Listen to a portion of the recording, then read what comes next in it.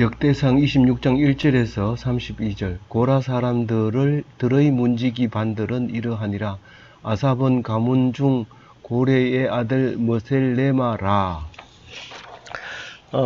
오늘은 이제 그 경비병에 대해서 말하고 있고요. 어제는 그 찬양대에 대해서 얘기하고 있고, 그 앞에서는 이제 제사장에 대해서 얘기하고, 그 앞에는 레위인에 대해서 얘기합니다. 이게 무슨 말이냐면, 다윗이 지금 늙어 죽게 돼서 솔로몬에게 성전을 지어라. 그래 놓고, 이제 걱정이 되니까, 그걸 다 준비해 놓는 거예요. 다 준비해 놓고, 특히 어제 같은 어제 묵상한 성가대 같은 거는 그걸 자기가 지휘하면서 훈련을 다 시킵니다.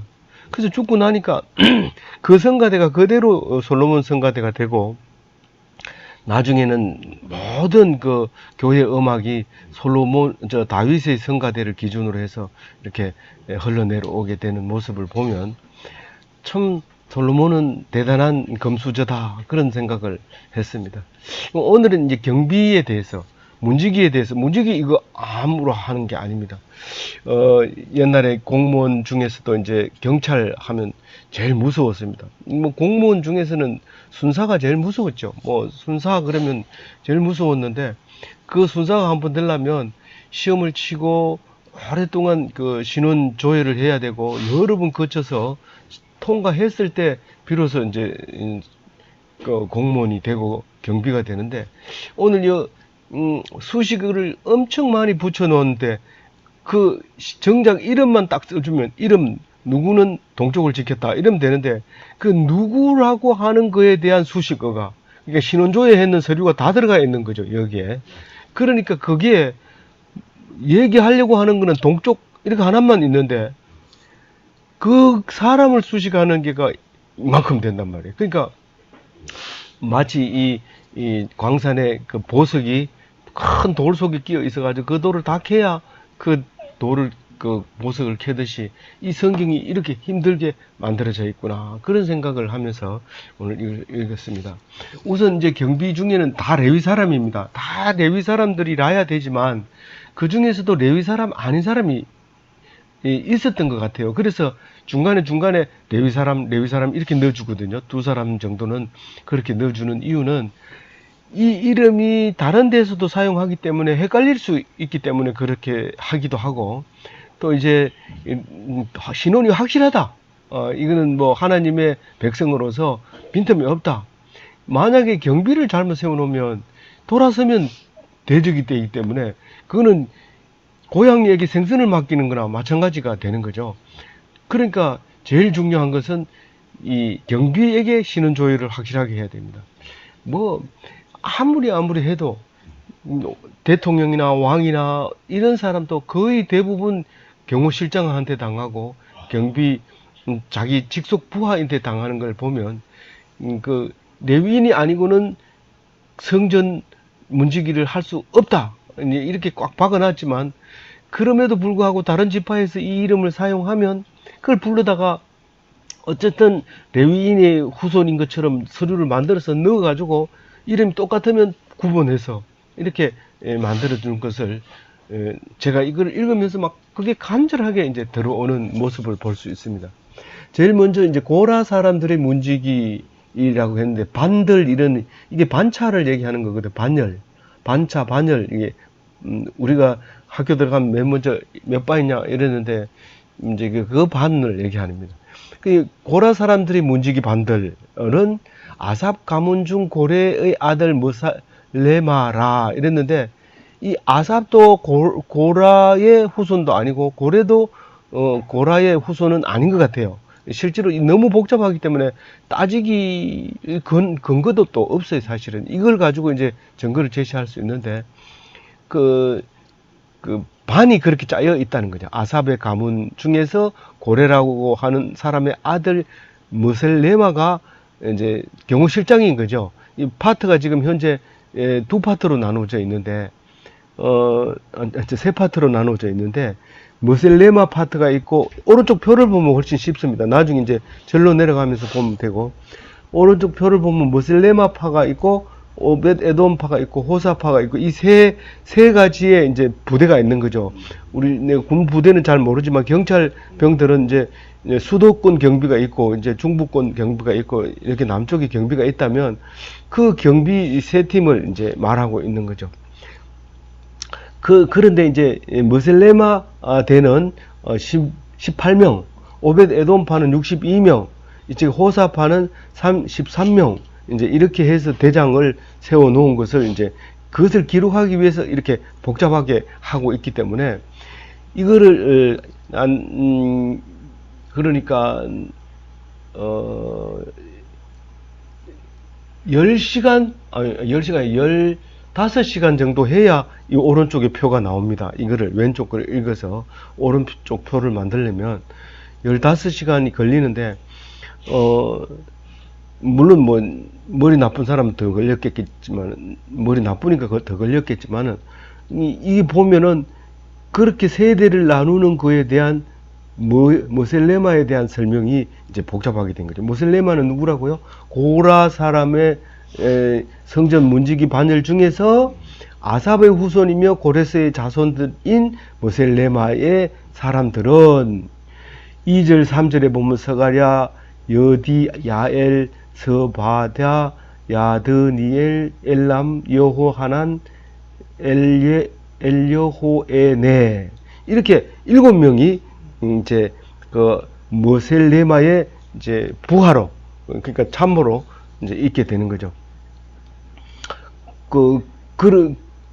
그런데 그 인원수에 대해서는 18명에 대해서는 다 나오지 않고 이제 그것만 이렇게 나오는 거죠. 그리고 그 대장들만 나오고요. 그거 이제 능력 있는 사람 이제 18명 얘기를 하고 있습니다. 그럼 4절에 보면은 오벳 에돔 이랬는데, 오벳 에돔은 레위 자손 여두둔의 아들이 분명한데, 여기서는 앞에서 오벳 에돔이 어디서 나왔다는 말을 하지 않고 있습니다. 앞에는 보면 여러 명이 나와요, 오벳 에돔이. 그렇기 때문에 여기서 오벳 에돔은 레위 자손이고 여두둔의 아들이다, 이제 그렇게만 기억을 하고 있습니다. 앞에 걸 참고로 했을 때. 그 다음에 10절에 가서 호사라는 사람이 있는데, 머라리 사람이고, 머라리는 레위 사람이다. 그래서 레위 사람들의 자손 중에서 호사가 경비대장이었는데, 그 사람의 아들들이 4명이다. 아들이라고 말을 하지만 사실은 그 부하를 얘기하고 있는 거죠. 그래서 우리가 보통 저 경비대장 보고 네 밑에 사람 몇 명 있나 이렇게 하지 않고 네 새끼가 몇 명이나 이렇게 얘기할 때 뭐 그와 같은 의미로 아들들이라고 말했을 거라고 저는 믿고 있습니다.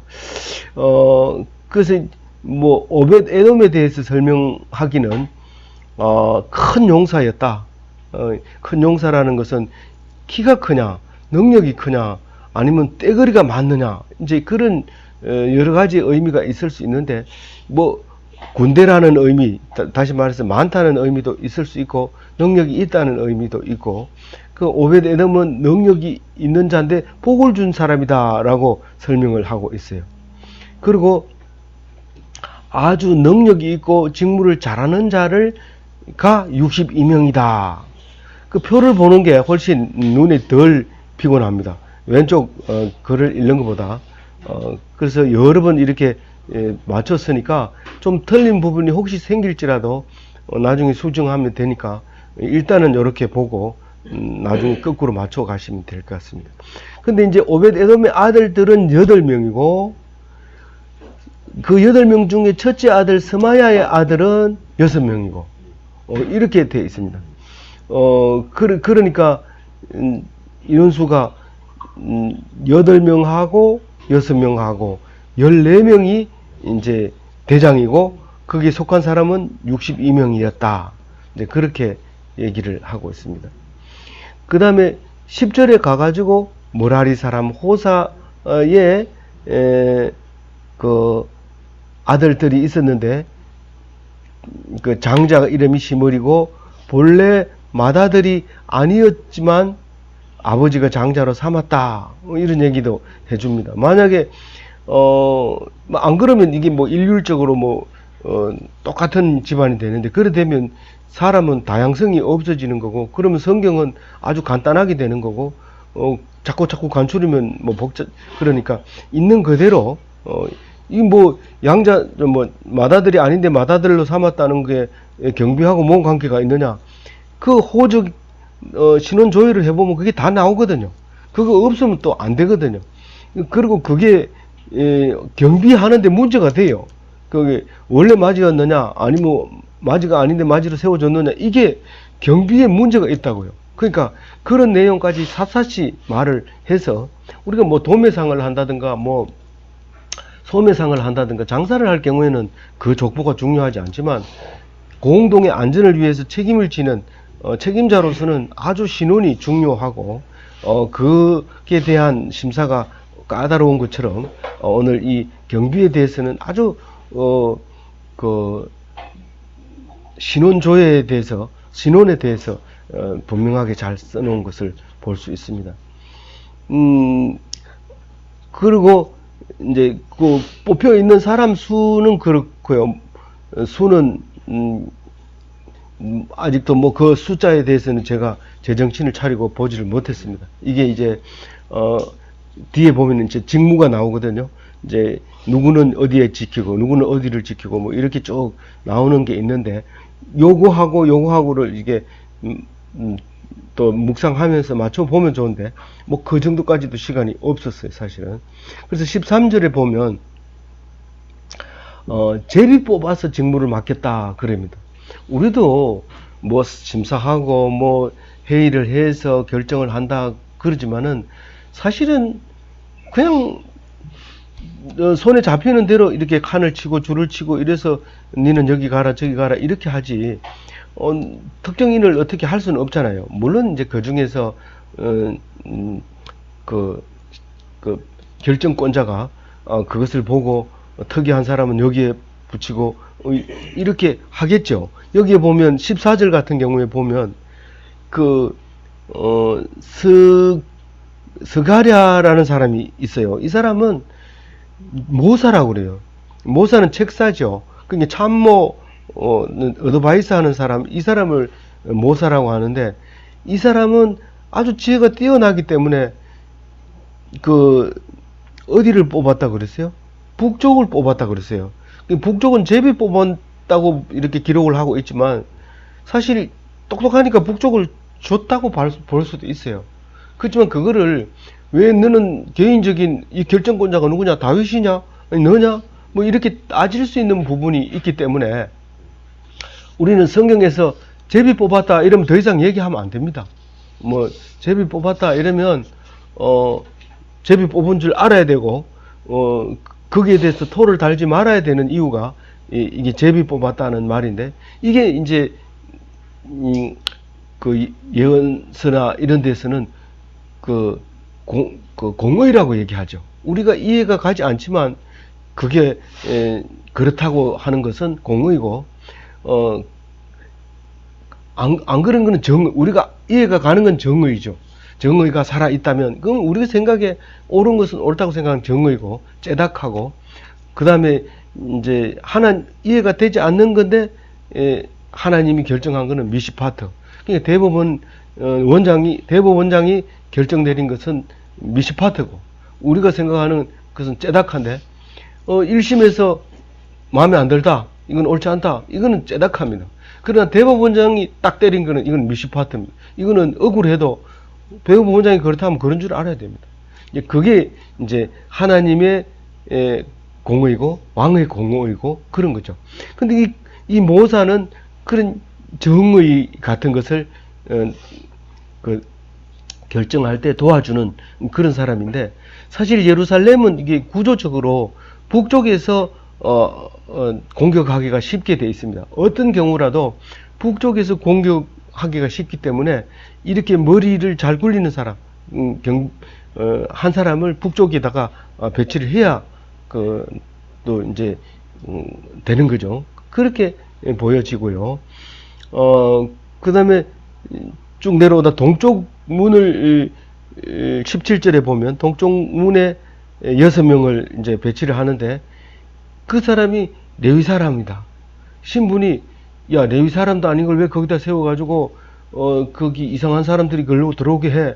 이런 소리가 안 나게 하기 위해서는 그 레위 사람이라는 것을 확실히 말해주고 있는 게 아닌가 이제 그렇게 봅니다.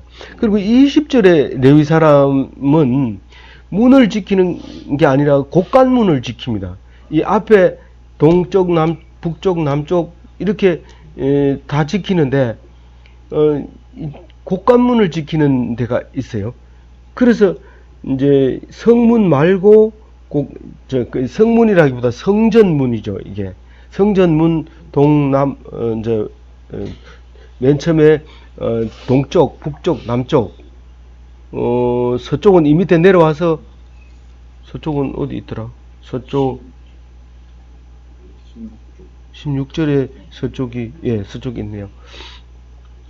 그래서 동서남북이 있고 또 이제 그 남쪽에는 곳간이 있었던 것 같아요. 남쪽 곳간에 오벳 에돔의 아들들이 2명씩 이렇게 지키도록 되어 있는데 그 위에는 낮에 4명씩 이렇게 서게 되어 있는데 남쪽과 북쪽에는 낮에만 서고 밤에는 문을 닫았던 것 같아요.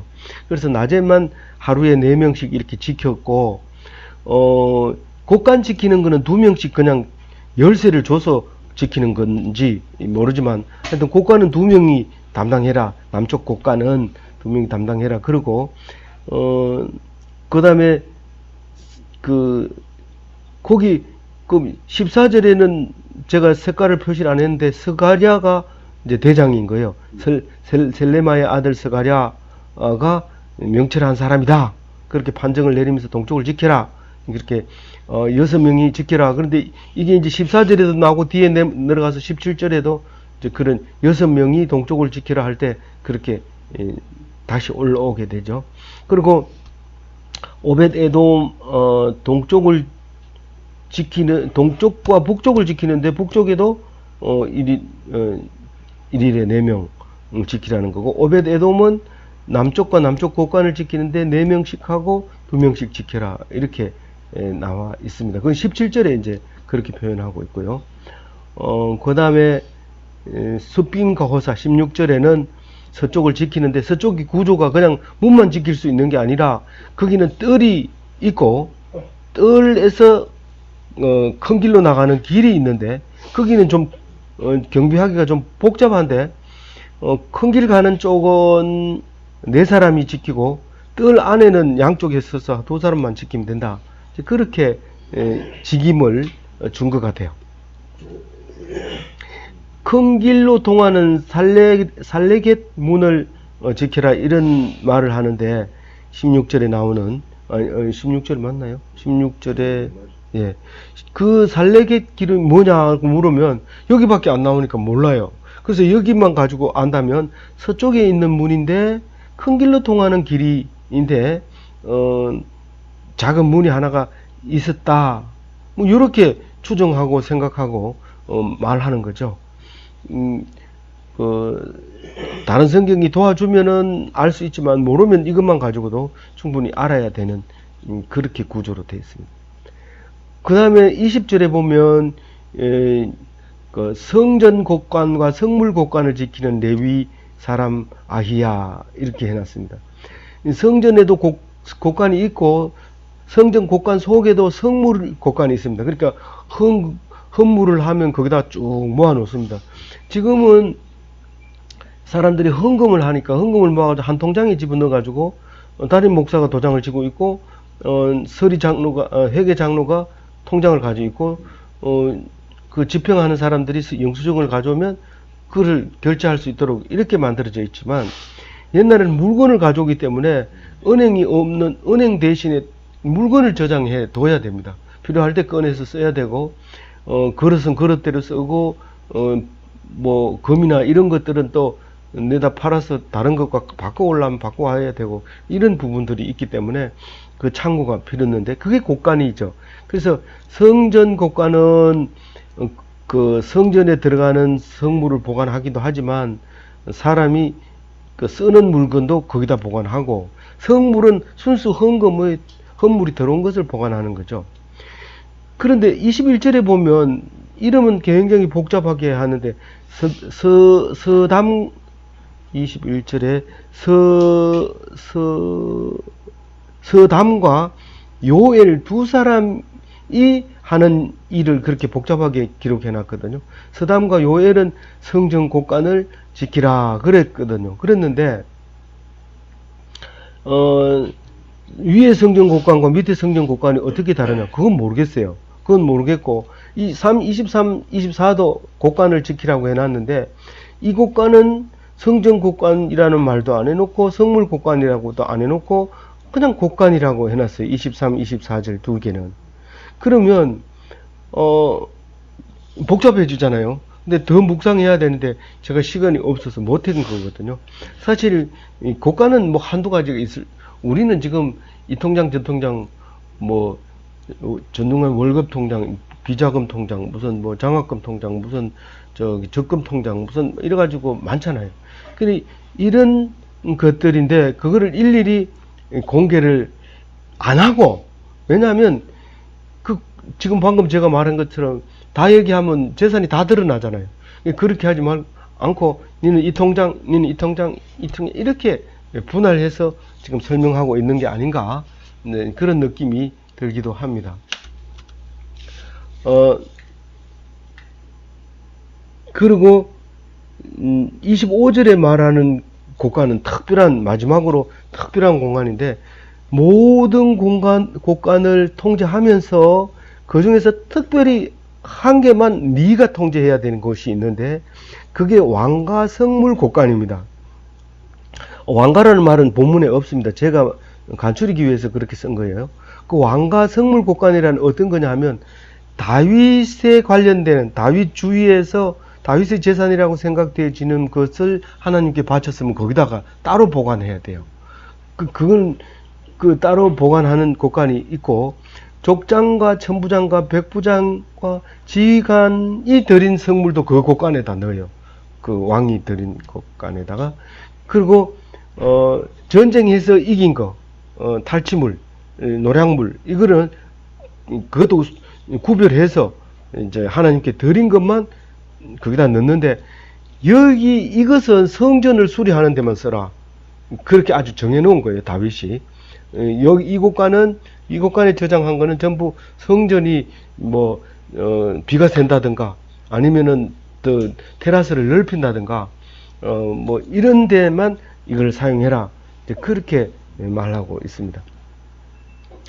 그리고 28절에 보면 다윗 왕에게만 있었던 성물이 아니라 누구까지 나옵니까? 선견자 사무엘까지 나오고 기스의 아들 사울 왕 선대 왕의 성물도 들어있고 그 사울 왕의 군대 장관 아브넬의 성물 드린 헌물도 들어있고 요압은 자기 군대 장관이죠. 그러니까 자기 말고 첫 번째가 요압이죠. 사울 말고 첫 번째가 아브넬이고 그 사울을 기름 부은 게 사무엘이잖아요. 그러니까 역대 수장들 나라의 머리 이들을 바친 모든 물건들을 거기다 곳간에 보관해 두는 곳간에 언젠가 보니까 역대 대통령이 소장했던 것을 다 한 군에 모아가지고 보여주는 그 프로그램도 봤는데 모아놓으면 한꺼번에 보기는 좋지만 무슨 일이 생기면 한꺼번에 잃어버리기 때문에 어쩌면은 따로따로 놔둬야 될지도 모른다 그런 생각을 했습니다. 어쨌든 실제로 여기도 이렇게 모아놨다가 바벨론에게 좋은 일 시키고 말아버렸죠. 한꺼번에 다 날아가 버리고 없는 거죠. 그래서 어떤 면에서 프랑스에서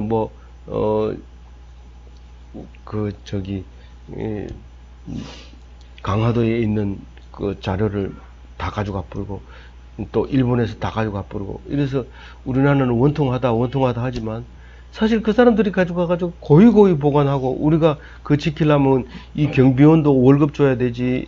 그래 놓고 결국 그렇게 지켰는 게 뺏겨버리지. 이러면 속상할 텐데 하나님을 믿으니까 마음이 얼마나 편한지 몰라요.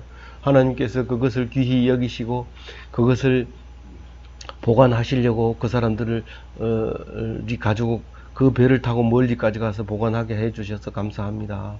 그런 마음이 절로 나오더라고요. 그런 그 역사가 하나님만 믿으면 참 좋은 역사들이 다 이제 바뀌어지는 거죠. 어제도 이제 얘기를 나눴습니다만은 우리 꼭 기도해야 되는 이유가 기도한다고 달라지는 거 아니다. 하나님이 우리 종이 아니다. 우리가 기도한다고 들어주는 게 아니다. 그런데 기도하고 나면 그렇게 힘들던 그 일이 즐거워지고 기뻐지고 감사해지고 그렇게 밉던 그 마누라가 기도를 했더니 이뻐지고 고마워지고 감사해지고 그렇게 눈에 가시 같은 게 좋아지고 기뻐하는 게 그 기도의 능력이다. 그래서 원수가 사랑하게 되고 니는 능력을 얻게 되고 니는 원수를 이기게 되고 그런 거다. 그렇게 얘기할 때 기도를 안 하고 무슨 아무리 신앙생활을 한다 해도 그건 틀린 거다. 그렇게 나누었습니다. 오늘 30절과 31절, 32절 여기는 복잡하고 미묘하게 써놨지만은 딱 중요한 것은 29절 빠졌네요. 29절은 성전 밖 관은 성전 밖에서 이제 이스라엘 백성이 사니까요. 성전 밖에 있는 그 성전 밖에 있는 그 사람들의 이제 장관이고 또 재판장이고 그게 누구냐면 그나냐의 아들들 아들들이라고 했지만 그 밑에 부하 직원들하고 해가지고 그나냐가 다 통제를 했다. 이제 그렇게 얘기하고 30과 31, 32는 아주 간단한 건데 아주 복잡하게 적혀 있어요. 얼핏 보면 이해가 잘 안 되게 돼 있어요. 이게 이제 헤브론의 자손 중에 두 명이 있어요. 하사바가 있고 여리야가 있었는데 하사바는 요단 서쪽을 관할했고 여리야는 요단 동편을 통치를 했습니다. 그건 물론 다윗 왕이 지명을 했죠. 니는 서쪽을, 니는 동쪽을 통치를 해라. 그러니까 이게 관원이냐? 관원이라기보다가 관원은 관원인데 통치하는 왕의 직속 기관이라고 볼 수 있죠. 이 두 기관을 양쪽에 두게 됩니다. 근데 특별히 하사바보다가 여리야에 대해서 집중적으로 서술어가 깁니다. 긴 게 헤브론의 자손이고 헤브론은 고핫의 자손입니다. 이게 그래서 이제 그걸 보면 그가 40년 다윗은 왕이 몇 년 한지 아세요? 40년 하거든요. 그러니까 다윗이 마지막 때 다 늙어 가지고 이것을 지금 명단을 작성하거든요. 장부에다 기록을 하거든요. 근데 40년째 이 군사를 얼마를 얻었냐면 2,700을 얻었다는 거예요. 어떻게 2,700을 얻었냐 하면은 기도를 했는데 하나님이 주셨다. 이게 그런 구조로 적어놨어요. 뭐라고 했냐면은 구하여 큰 용사를 얻었으니 이렇게 31절 끝에 그들 중에 구하여 큰 용사를 얻었으니 그러니까 찾다가 용감한 사람들을 얻었는데 그게 2,700명이다. 그게 누가 그랬냐면 여리야가 그래 했다는 거예요. 여리야가 그 무슨 말이냐면 요단 동편이 어디입니까? 가나안 정복할 때 요단강 건너기 전에 두 지파 반에게 줬던 그 땅 얘기하는 거 아닙니까? 르우벤, 갓, 므낫세 반지파 거인들을 다 쫓아내고 그 자리를 이스라엘이 차지했던 그 땅인데 거기에 가가지고 그 2,700명의 군사를 얻어가지고 그것을 통치하는 다윗의 직속 부하가 됐다고 31절, 32절에 그렇게 서술을 길게 한 거예요.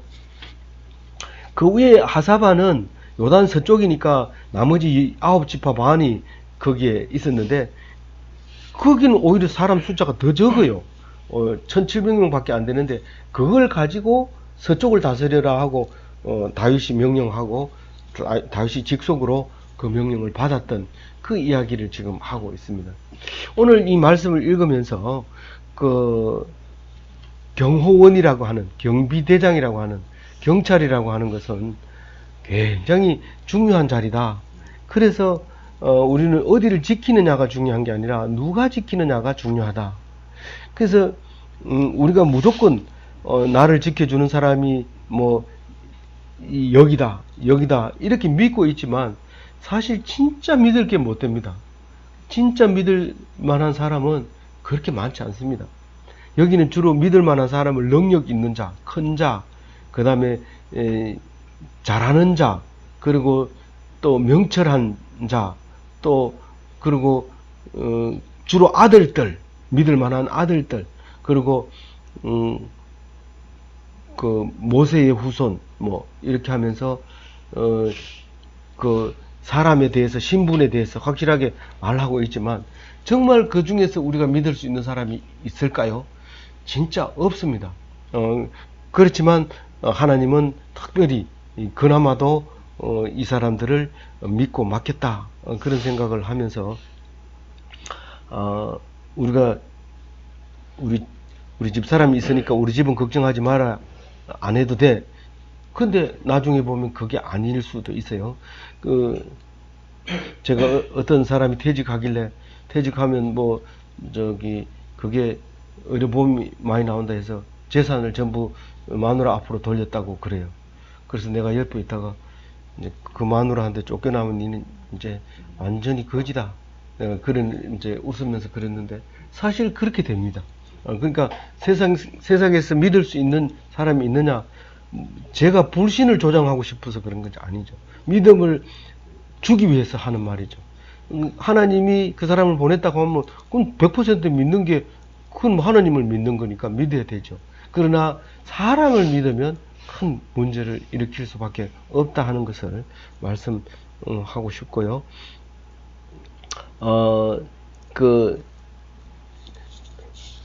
또 한 가지는 이 솔로몬만큼 이렇게 큰 인류 역사 중에서 금수저가 누가 금수저를 가졌냐? 그럼 솔로몬이 가장 크다, 이렇게 얘기할 수 있다는 겁니다. 그게 28절 얘기죠.